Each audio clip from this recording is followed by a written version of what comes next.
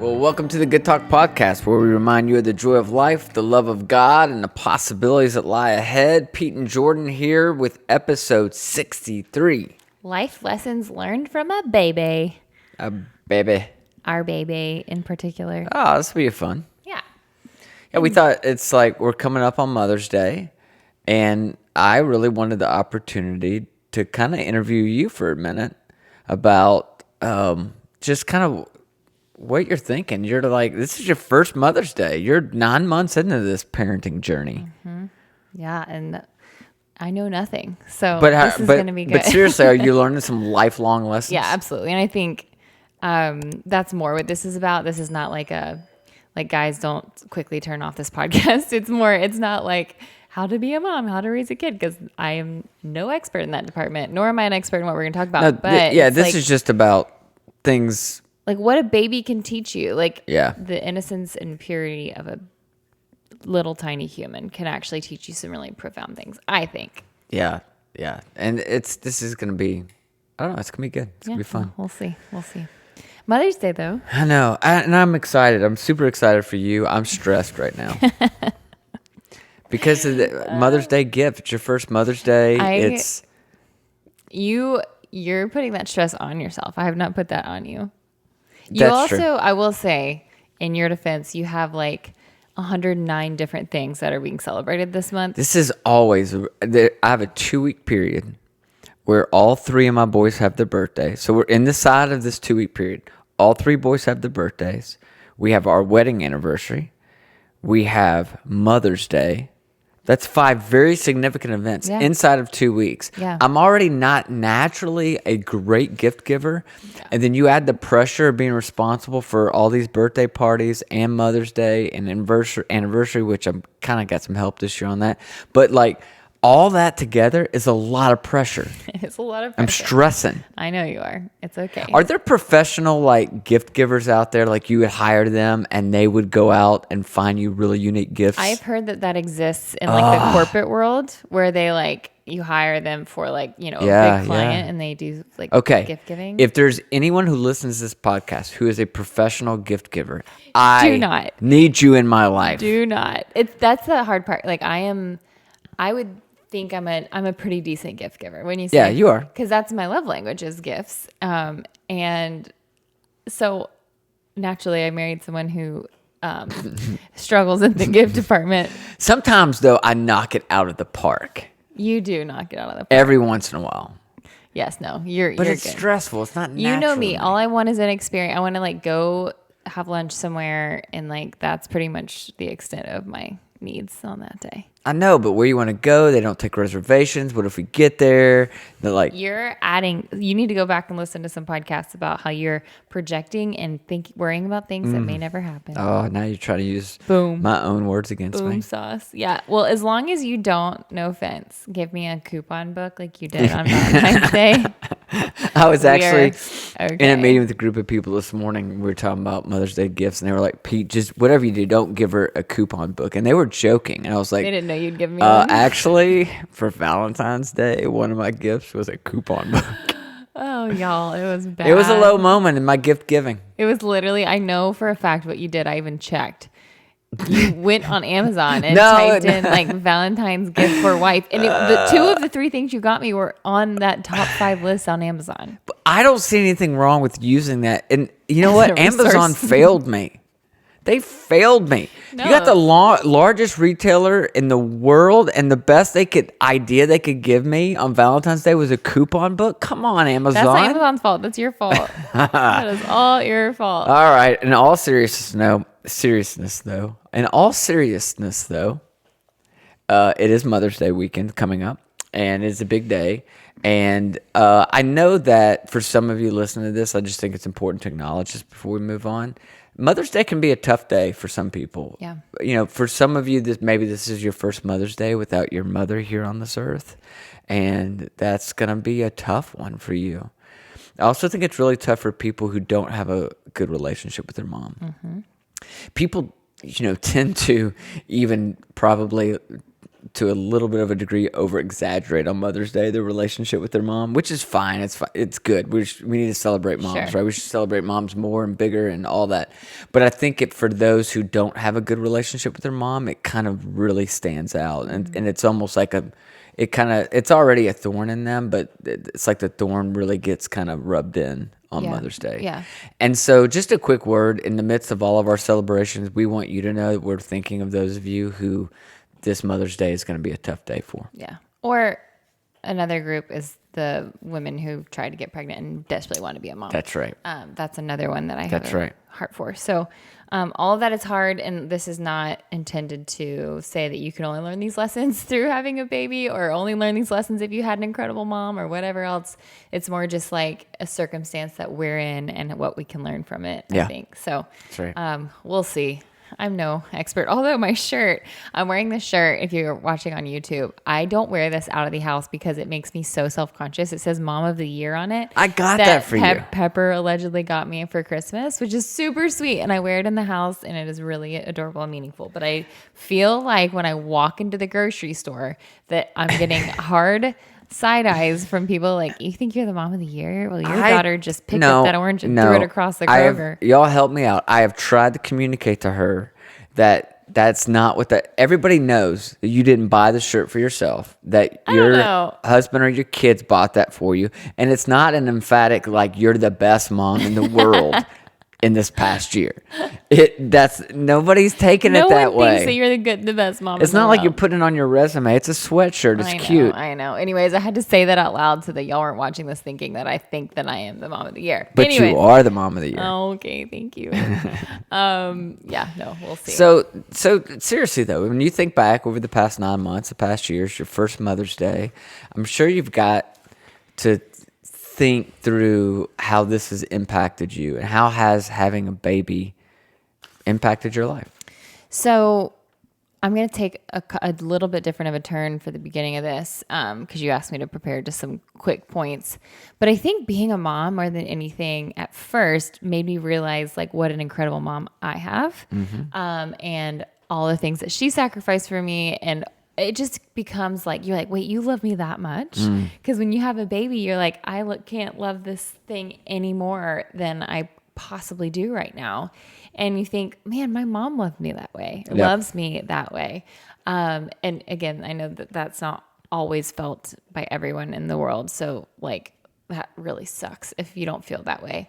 And I'm so sorry. I know that's really hard and causes a lot of like damage and trauma. But I think for me, that is something I realized. I was like, man, my mom is amazing, obviously alongside my dad, but that was something that it really stood out. So I was like, I want to quickly highlight lessons I've learned from my mom. Okay, good. And then I'll jump into lessons that I've learned from Pepper in the past 9 months. What have you learned from your mom? These will be quick. Lessons from my mom. Follow your gut. That sounds like a kind of a cliche mom go-to, but she has really a few big times in my life said, what is your heart telling you? And by gut, I mean your heart.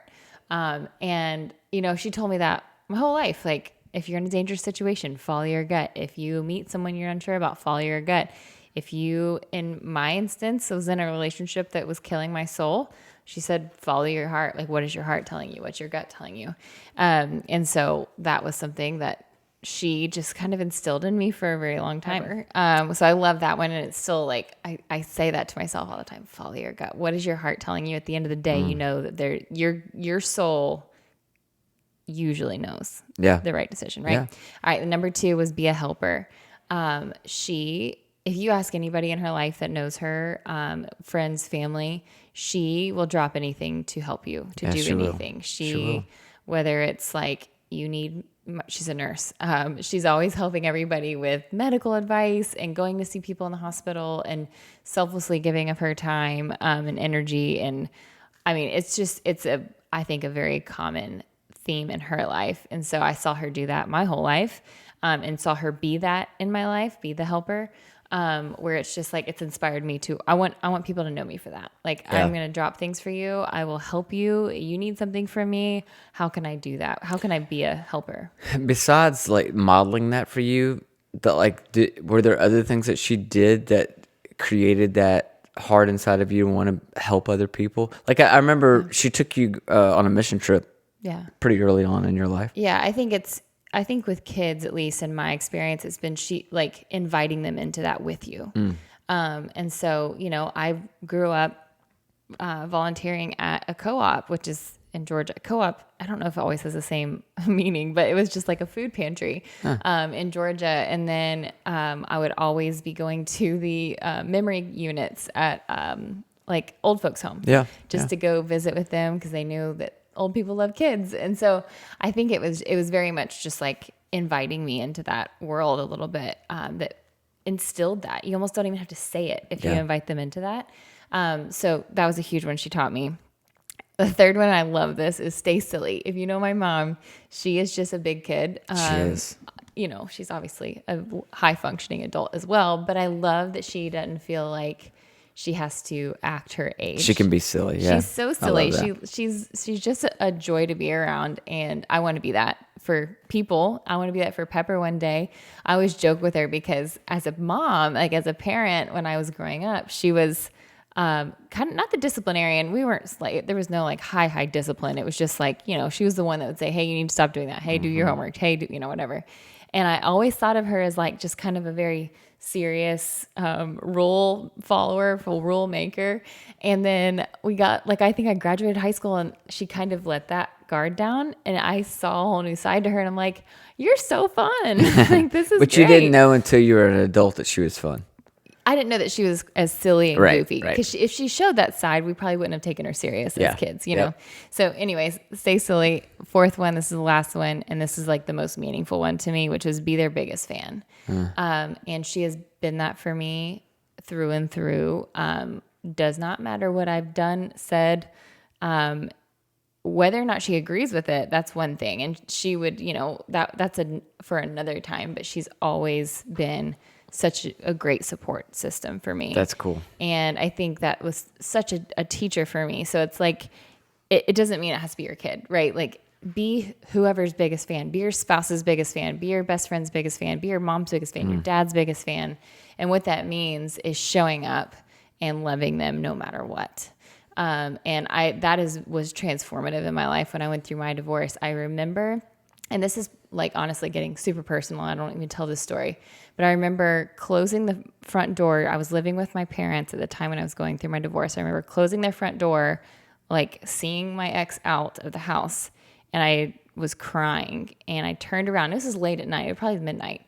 And I turned around, and her and my dad were both standing there to hug me. And it's like, that's all I needed. Like I felt enough shame that what I was going through, I didn't need someone to point their finger at me or to be like, well, like hold me accountable in that moment. I just needed a hug.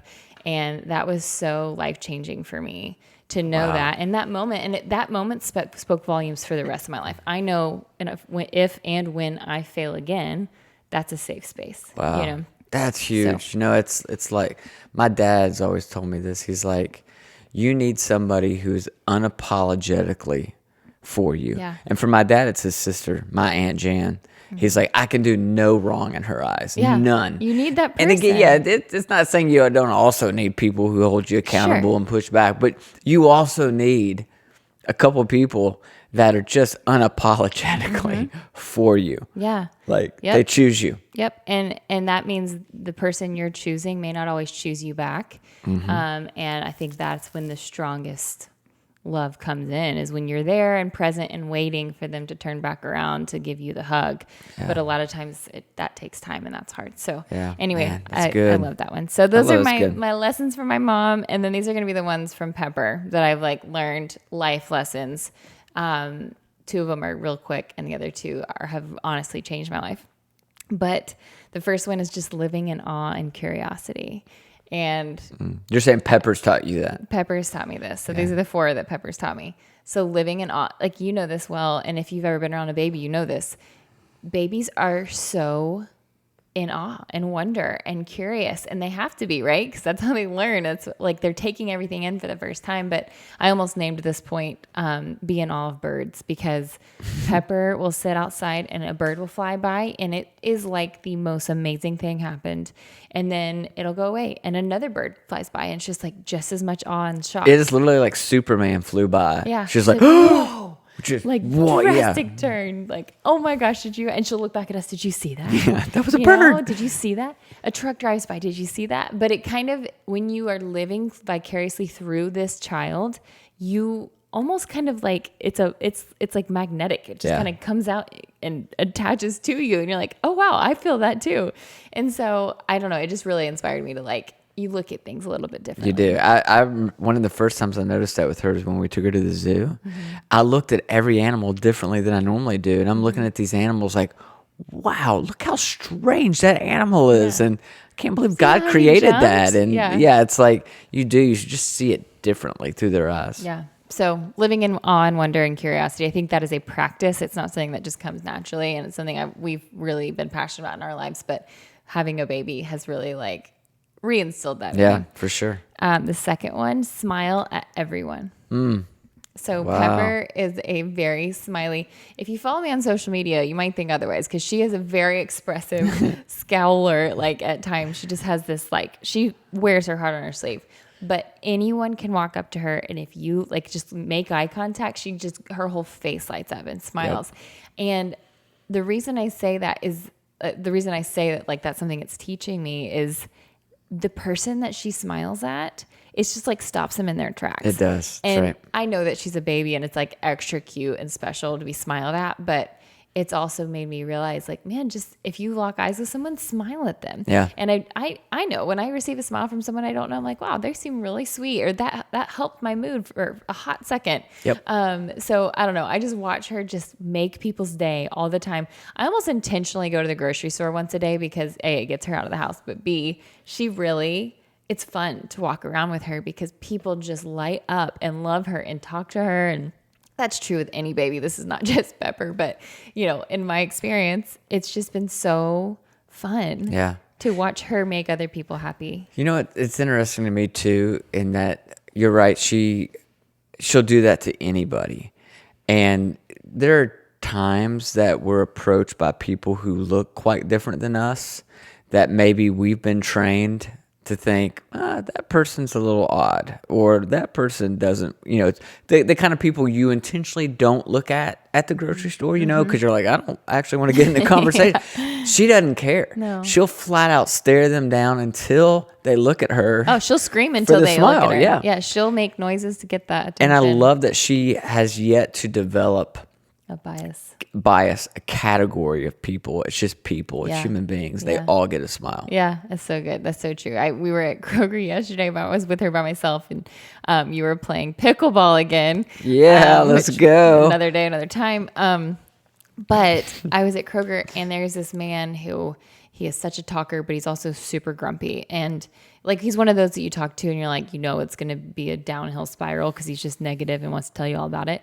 And I was like, be like trying to look forward, don't look at him. And Pepper, of course, like made noise so that he did. And he lit up, his face changed. I've never seen him smile. I was like, what? That's what inspired this point. I was like, she made like the Scroogiest of Scrooges smile. So anyways, I love that one. The third one is, I stole this sentiment from you, but it's true for babies as well. Like what she's teaching me, at any moment it can change. And I mean this in a couple ways. One, when you're a mom, especially a new mom, and your baby's tiny, it's really hard. Like, you're not getting sleep. You're, everything, every need you have kind of goes out the window for a little while. And you can really get super bogged down in that. And that's true of other things in life, right? Like any hill that we're climbing, any obstacle that we're facing, that's all you can see. It's just like, this is my whole world. I don't know if this will change. Like, I'm never going to get to sleep through the night again. Yeah. I'm never going to be able to just take a shower when I want to. Right. Yeah. I'm never going to be able to get out of the house. Yes. Like, am I ever going to like be how I was before? Like, did that part of me die? And in a week, from when I was like super down about that, it changed and she started sleeping. And it's stuff like that. It's today, for the very first time, Pepper crawled. Let's go, Pep. And she's 9 months old, and I'm looking at all these like articles and like they should start crawling around 8 months. I'm like, oh gosh, she's 9, and she's behind. She's behind, whatever. And I don't super stress about developmental stuff, that, but it was just something in the back of my mind. I'm like, dang it, like I wonder if I'm not doing enough. I'm not putting her on the ground enough, whatever. And today she crawled, and I was like, at any moment it can change. Like there's really no value. Not saying it's not entirely human, because we all do this and sometimes it's okay to have that moment. But at any moment, the obstacle you're facing, the thing you're worried so much about can change. And you look back and I'm like, man, I wish I hadn't spent those moments worrying. Yeah. I remember I have a good friend, Anna, who her baby is about 6 months ahead of ours. And I was telling her how tired I am and how I have to hold Pepper for a lot of her naps. And this was way early on, but it just soaked up so much of my time. Hours at a time I was spending in her nursery in a dark room holding her so she could get her naps. And Anna said, Jordyn, it will change. She will grow up and sleep in her crib. There's no adult that's not sleeping in a bed. But her point was enjoy being able to hold her falling asleep. And from that moment on, I was like, okay, I'm going to try and enjoy her sleeping in my arms while it feels like I'm missing out on so many other things, that I have a huge to-do list I need to get through. Like, enjoy that. So it speaks to the moment, like live in the present, and also know that at any moment it can change, because it will in some way, shape, or form. That's so good. Have you ever heard the phrase, the days are long, but the years are short? Yes. I've seen that a lot. And that's kind of like what I think of when you say that is, especially for moms of like preschoolers, like the days are long. Let's be honest. They are long. It's often the same thing every day. I know sometimes you stress out about how do you entertain? How do you change it up? How do you, even if it's for you more than her. And the days are long, but man, the years are short. Yeah. And exactly. so you have to enjoy those days. And that whole concept behind at any moment it can change is that means you can have hope, because hope is believing that tomorrow could be better than today. Yeah. In any element, in any aspect, not just being a mom, like anything in your life at any point, it can change. Tomorrow, the phone call could come in. Tomorrow, your son or daughter can call you back for the first time in years. Tomorrow, you could have healing. Tomorrow, like there's so many things. It doesn't mean that today's not hard, but it's just that hope that I feel like sometimes we tend to lose when we're like so deep in something. That hope, you say this all the time, hope changes everything. And so I think that is something that I've learned through Pepper, is just, it can change. That's good. And be okay with where you are. Like, hold your baby while she's sleeping. Yeah, anyway, that's great. I love that. My last one, and this has been one that I've like kind of talked about very briefly on this podcast, just as an accident because it came top of mind. But the concept that everyone was once a baby. And I mean it in the sense of have grace for people and compassion for people, because everyone was once like this pure, perfect little baby in someone's eyes, right? Because I say that, like I look at Pepper and I'm like, you could do any wrong and I will still love you. Yeah. Like that is a love I've really never known before. Aside from like family and all that, whatever. But I genuinely, in my heart, started to transition and shift even in how I looked at other people, especially people I don't particularly like, or someone that may have hurt me in my past.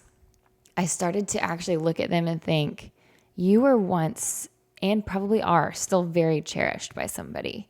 And you started out as this little tiny person that really you'd done no wrongs. There's no, like you hadn't had other external factors kind of weighing into who you feel like you are, how you behave.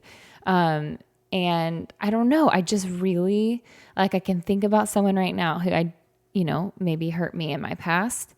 And I can genuinely say something happened in your life. That's right. That made you how you are right now. That doesn't mean how you always are. I don't even like to say that that's who you are as a person.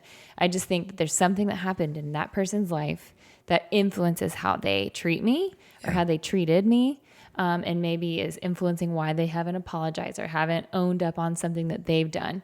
And it makes it a lot easier to like digest and heal from. And like just looking at them through that lens is very healing to me. I love that. I think that's so important. We have talked a little bit about in a different way that before in the podcast of we tend to want to put people in the categories of good people and bad people. And these bad people are the villains, right? Mm-hmm. And because they hurt you or they did this or they did that. And there's something that's very transformative when you start to view them not as the bad person or the villain or the evil person, but you start to say, you know what?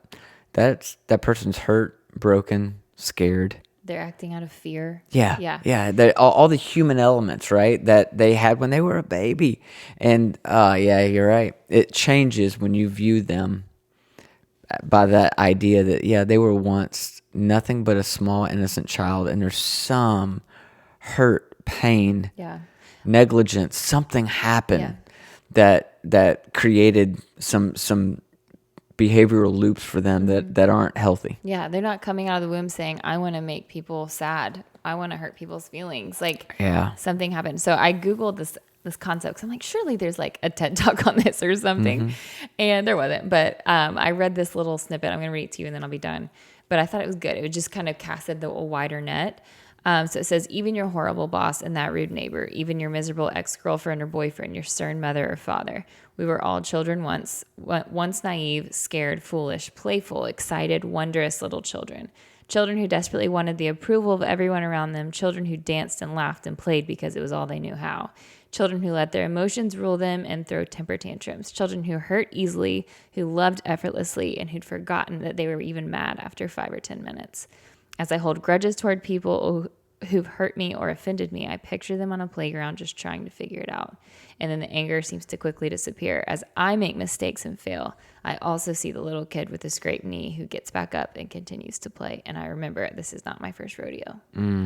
And so I think it's really meaningful and special for, like, again, the people around you, hopefully having more compassion to know why they might be behaving that way, or just to know that there's something that happened to them in their life that they've not dealt with, but also like have that compassion for yourself and know that like you are so extremely loved.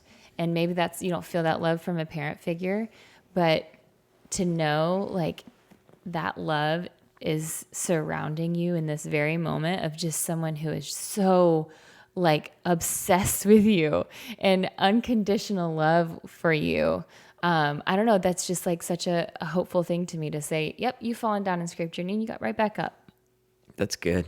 So anyway, those are my lessons from my mom and that I learned from being 9 months of being a mom, which is not much. I've got a lot to learn and I know I'm going to continue to have crazy lessons thrown at me. No, I love it. I love that. That last point is just really strong. And it's just, we're all rookies at this thing called life, right? So let's not be too hard on each other. Yeah, exactly. Some really good stuff. Jordyn, thank you. And I'm so excited. You are an amazing mom.